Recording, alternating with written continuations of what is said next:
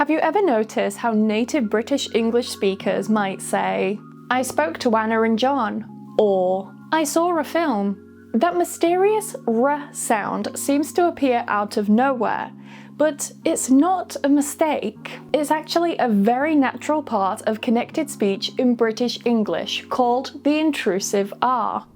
So when does the intrusive R happen? Well, the intrusive R happens when a word ends in one of these specific vowel sounds, and the next word starts with any other vowel sound. When we say these words on their own, we don't pronounce the R.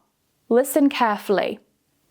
Saw, camera, spa. This also includes diphthongs like ear in idea, air as in hair, and as in tour.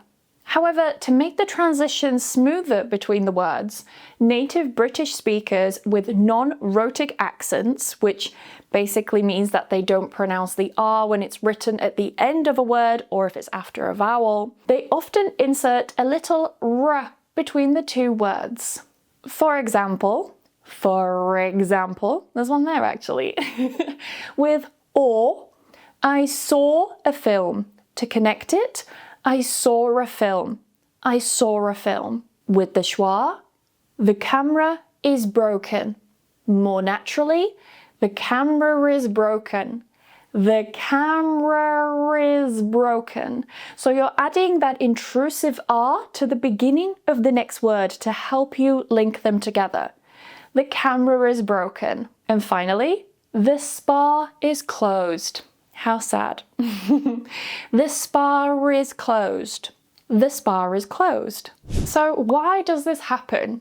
Well, it all comes down to vowel-vowel linking. When two vowel sounds meet, there's no easy way to move from one vowel to the other in English.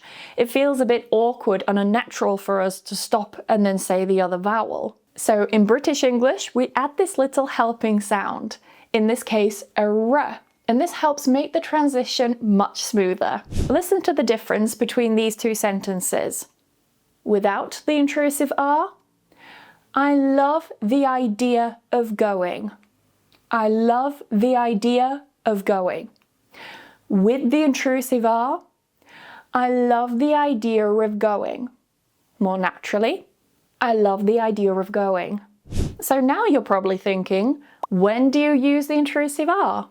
Well, the intrusive R only happens after certain vowel sounds, particularly those that end in a schwa, sound, or the ones that we looked at earlier, like or and R, and so on. At this point, you may be thinking, what's the difference between the linking R and the intrusive R? Maybe you've heard other people talk about the linking R, and you're thinking, is there a difference? Is this the same thing? Well, it's a very good question with a very simple answer. Put simply, if the word doesn't end with the letter R, then it's an intrusive R.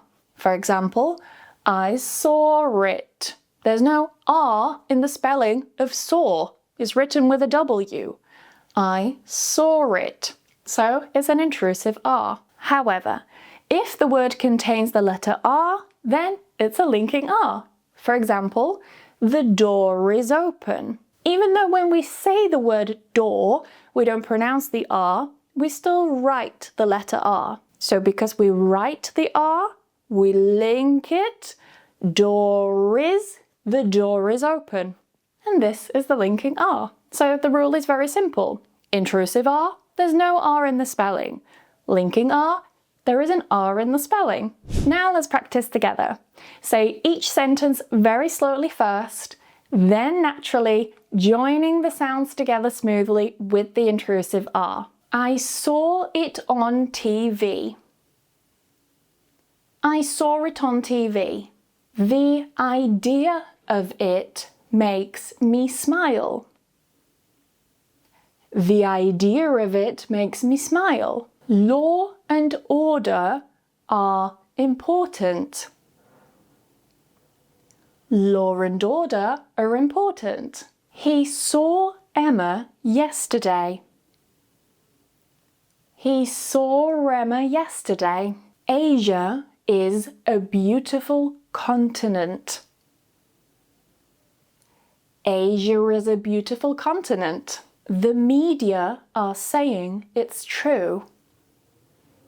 The media are saying it's true. So that's the end of today's British English pronunciation lesson. I hope this helped you understand how and why British native speakers add this little r sound between the words, and how you can use the intrusive R naturally in your own speech. If you enjoyed this lesson, give it a like, share it with a friend who's also learning English, and subscribe for more practical British English pronunciation lessons every week. And don't forget, Emma's Pronunciation Hub reopens in January 2026. So you can join the VIP waitlist below for early access, free workshops, and exclusive bonuses when the doors open. I will see you in the next lesson. Bye bye!